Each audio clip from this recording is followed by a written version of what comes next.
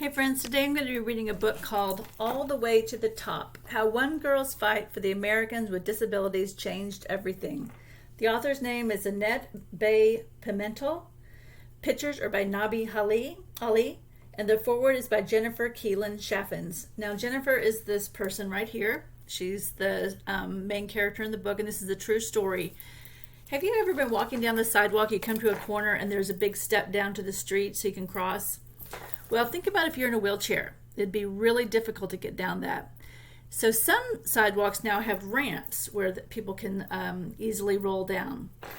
Well, before 1990, this was not the law, and people with disabilities, whether they were in wheelchairs or they were deaf or they were blind, had basically no rights when it came to manipulating the environment and getting around in the world. So people were not allowed to go places with their families because they couldn't access a building because all it had was stairs and no ramp, or they couldn't ride the bus because there was no way to access the bus. If they were blind, they couldn't read the street signs or any signs at all, or the elevators because it was not in Braille. If you were deaf and you went to a movie, there were no subtitles. And so in 1990, there was a law passed called the American with Disabilities Act. And this little girl was one of the people who helped protest to get that law changed. And this is her story about when she was little. So obviously this is a true story. If you're interested, it has a whole foreword by her and about what she did. Jennifer Keelan may be small, but her voice is mighty. Yeehaw! Snowball responds, speeding up from a walk to a trot. Jennifer loves to go fast, but she knows soon she'll have less time for riding since she's finally old enough to go to school. She can't wait to make new friends. She's ready to go. So she has something called cerebral palsy, which affects your muscles, and a lot of people who have it are affected in different ways, and she's not able to walk. The school's not far, and Jennifer rolls outside down the sidewalk to the corner. But stop! A 4-inch curb is a cliff to someone who uses a wheelchair.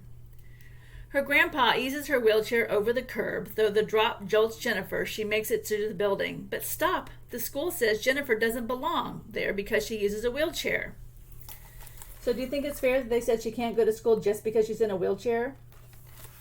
So without the protection of the law, schools were allowed to say things like that, but they can't do that anymore.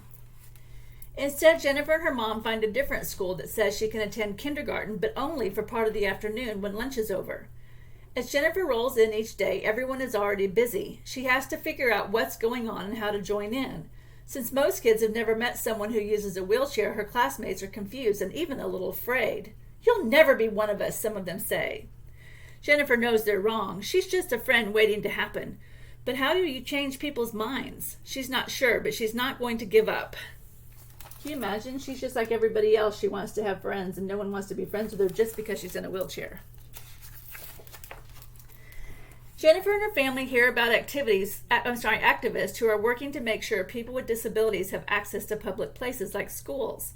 They want to know more, so they attend a strategy meeting. Jennifer has never seen anything like it. The room is full of grown-ups with all sorts of disabilities. Some use wheelchairs, some use canes. None of them are sitting around waiting for things to change. They're shouting, laughing, and planning a big protest to get wheelchair lifts on buses. They turn to Jennifer. "Do you want to come?" "Yes," she wants to go.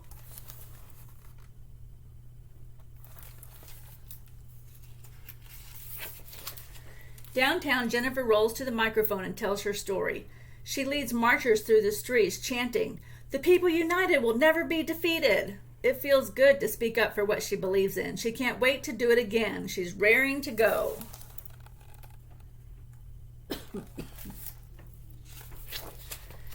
She protests in Phoenix. She rolls through streets in San Francisco. She waves signs in Montreal. The demonstrations don't always change people's minds, but Jennifer is used to that. Even when her neighborhood school finally agrees she can attend, she and her classmates with disabilities are not allowed to eat in the cafeteria with everyone else. That hurts, but she keeps going. Can you imagine she's not allowed to eat with other kids just because she sits in a wheelchair? I find that really unbelievable. Working with other activists revs her up, yet she can't help noticing that she and her sister are usually the only kids out there raising their voices. Still, she can't leave all the protesting to grown-ups. She knows firsthand that children with disabilities get ignored too, so she keeps speaking up. When Jennifer is 8, activists propose a new law called the Americans with Disabilities Act, or the ADA. The law insists schools, governments, and businesses make room for all people, including those with disabilities. Jennifer feels like dancing. If it passes, it means sidewalks with curb cuts, buildings with ramps in addition to steps, and elevators with braille panels. So I'm sure you know, but braille is the alphabet that people who are blind use, because obviously they can't see, so they can touch it and read it. It means Jennifer and her classmates with disabilities can finally go to the cafeteria with everyone else for lunch.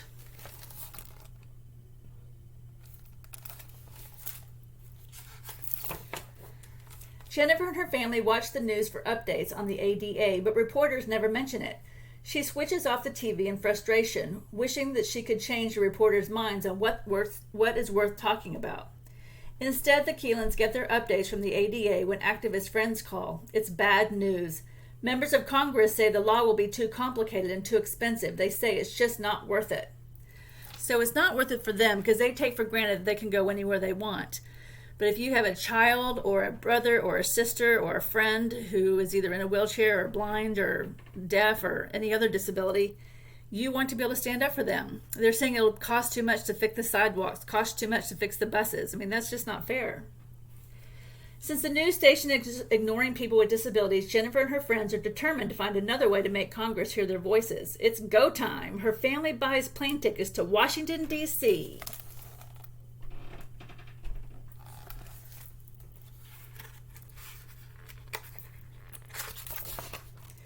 As they march down Pennsylvania Avenue, Jennifer has never shouted louder. What do we want? The ADA. When do we want it? Now.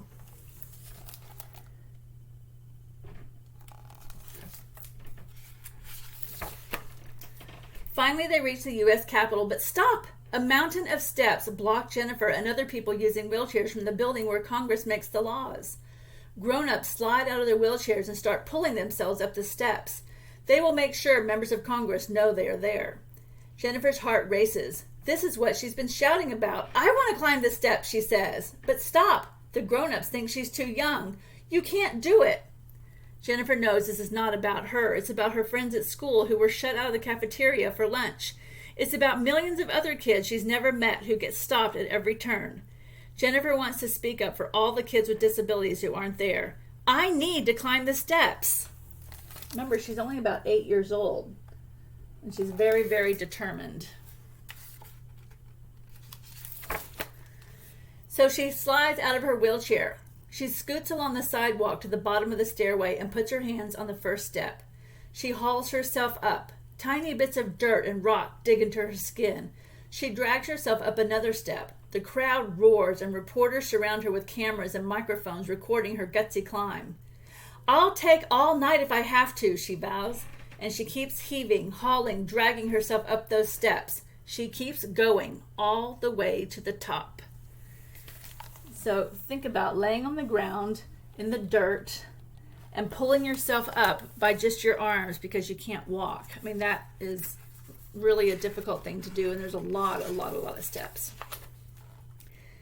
Here's the newspaper headline that says, Handicap stage crawl in protest up steps of Capitol. And there's a picture of her. Pictures of Jennifer climbing the steps flash around the world. Reporters start talking about the ADA, and members of Congress see the news, listen to the activists, and finally pass the ADA.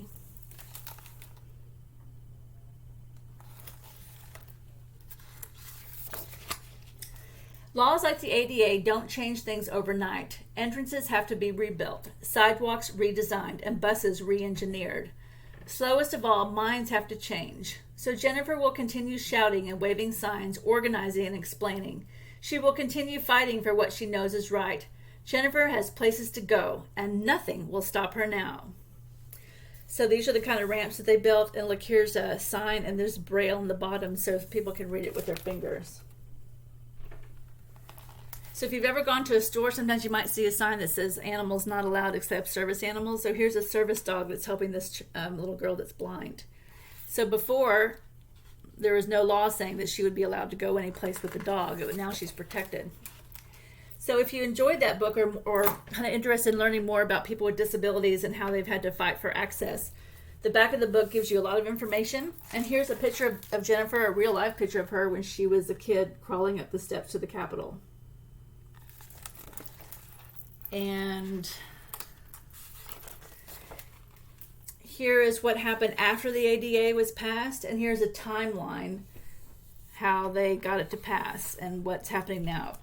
So now in 2017, which is 3 years ago, Jennifer graduated from Arizona State University. So she got her degree. And that's it. I hope you enjoyed the story. You know, we've been protesting a lot here in Portland and all over the world about accepting people for their race, accepting people for what they believe in, and not judging people on the way they look and their skin color. We also have to remember to include people with disabilities and let them know that they're also part of our community. And so that's what this book is about. I hope you enjoyed it, and tell me what you think. Happy reading, friends.